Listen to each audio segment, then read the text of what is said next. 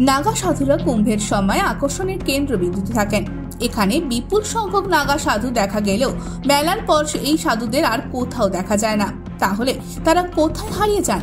লাখো লাখো নাগা সাধু কোনো যানবাহন ব্যবহার না করে এবং জনসাধারণের নজরে না এসে কুম্ভে পৌঁছান। এমন পরিস্থিতিতে এটি বিশ্বাস করা হয় যে তারা হিমালয়ে থাকেন এবং শুধুমাত্র কুম্ভ মেলার সময় সাধারণ মানুষের মধ্যে দেখা যায় তাদেরকে।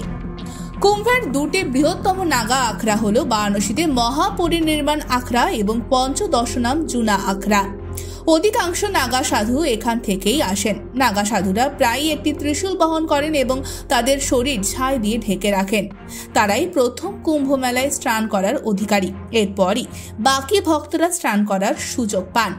মেলা শেষে সবাই ফিরে যান নিজেদের রহস্যময় জগতে। কুম্ভ মেলার সময় নাগা সাধুরা তাদের আখড়ার প্রতিনিধিত্ব করে। কুম্ভের পর তারা নিজ নিজ আখড়ায় ফিরে যান।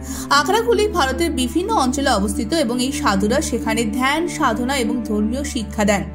নাগা সাধুরা তাদের তপস্বী জীবনধারার জন্য পরিচিত। কুম্ভের পরে অনেক নাগা সাধু ধ্যান এবং তপস্যার জন্য হিমালয়, বন ও অন্যান্য শান্ত এবং নির্জন স্থানে চলে যান। তারা কঠোর তপস্যা এবং ধ্যানে সময় ব্যয় করেন। কুম্ভ মেলা বা অন্যান্য ধর্মীয় অনুষ্ঠান হলেই তারা জনসমক্ষে উপস্থিত হন। কিছু নাগা সাধু কাশী, হরিদ্বার, ঋষিকেশ, উজ্জয়িনী বা প্রয়াগরাজের মতো বিখ্যাত তীর্থস্থানে বাস করেন। তাদের ভিন্নভাবে নাগা বলা হয়ে থাকে। যেমন প্রয়াগে দীক্ষা গ্রহণকারী নাগা সাধুকে রাজরাজেশ্বর বলা হয়। যিনি উজ্জয়িনে থাকেন বা দীক্ষা নেন তাকে খুনি নাগা সাধু বলা হয়। যিনি হরিদ্বারে দীক্ষা নেন তাকে বরফানি নাগা সাধু বলা হয়। এর সাথে যিনি নাসিকে দীক্ষা নেন তাকে বরফানি বা খিচদিয়া নাগা সাধু বলা হয়ে থাকে। নাগা সাধুরাও ভারত জুড়ে ধর্মীয় সফর করেন। তারা বিভিন্ন মন্দির, ধর্মীয় স্থান পরিদর্শন এবং ধর্মীয় অনুষ্ঠানে অংশগ্রহণ করে নিজেদের উপস্থিতি বজায় রাখেন।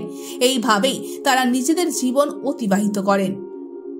Bureau report, NM news. আরও খবরের আপডেট পেতে সাবস্ক্রাইব করুন আমাদের ইউটিউব চ্যানেলটি আর বেল আইকনে ক্লিক করুন নোটিফিকেশনস পেতে।